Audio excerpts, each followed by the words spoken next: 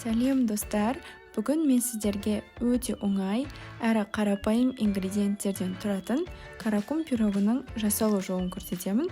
Пирог өте дәмді әрі жұмсақ болып шығады. Видеоны соңына дейін көріп, каналға тіркелуді ұмытпаңыздар. Пирогты дайындау үшін қажетті заттар: май, ұн, жұмыртқа, қант, разрыхлитель, тұз, варенье. Ең алдымен ыдысымызға май, қант, тұзды салып, миксермен жақсылап араластырамыз.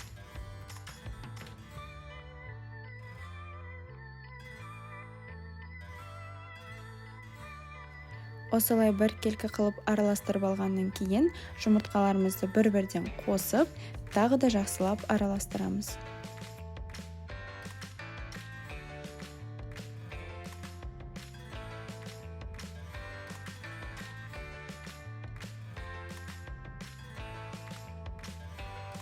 Бізде осындай масса шығуы керек. Енді құрғақ ингредиенттерімізді дайындаймыз. Онға разрыхлительді қосамыз. Енді аз-аздан ұн қоса отырып, жұмсақ қамыр илейміз. Мен ең алдымен миксермен және кейін силиконды қасықпен араластырдым.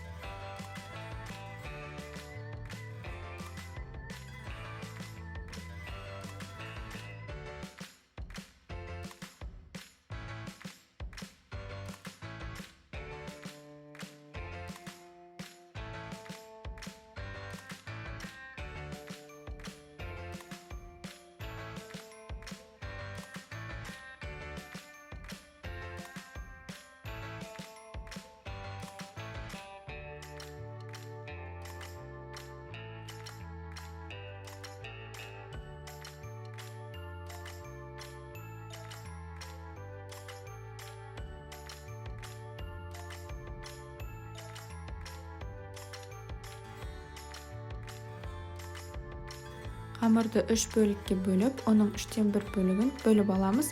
Ол бізге қамырдың бетіне теркадан өткізгенге қажет болады. Қамыр өте жұмсақ болып шығады. Аздап қолға жабысуы мүмкін, бірақ уайымдамаңыздар, тоңазытқышқа салғаннан кейін онымен жұмыс жасау ыңғайлы болады. Пищевой пленкаға немесе салафанға салып, кішкентай бөлігін мұздатқышқа, үлкен бөлігін тоңазытқышқа 30 минутқа қоямыз.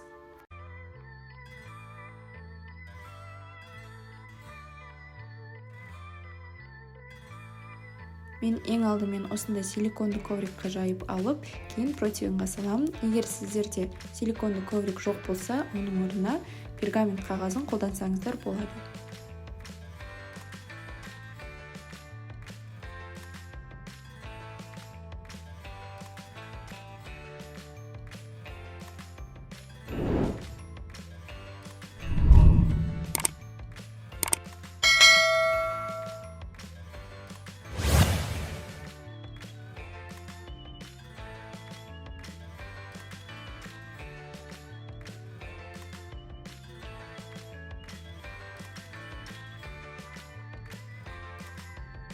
Пирогтың начинкасы ретінде джем, повидло немесе кез келген вареньяның түрін қолдануға болады.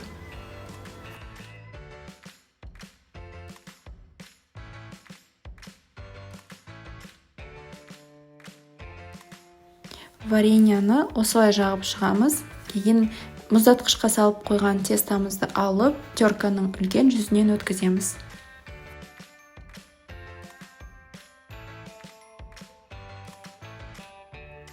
180 градуста қызып тұрған пешімізге салып, 20-30 минуттай пісіріп аламыз. Піскеннен кейін мен осылай шетіндегі артықтарын кесіп алып тастаймын. Сол кезде пирогтың шеттері бірдей болып тұрады.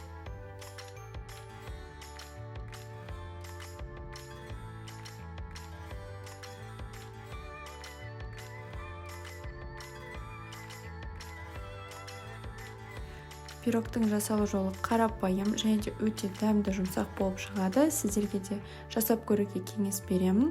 Және каналға тіркеліп, лайк басып және комментария қалдыруды ұмытпаңыздар.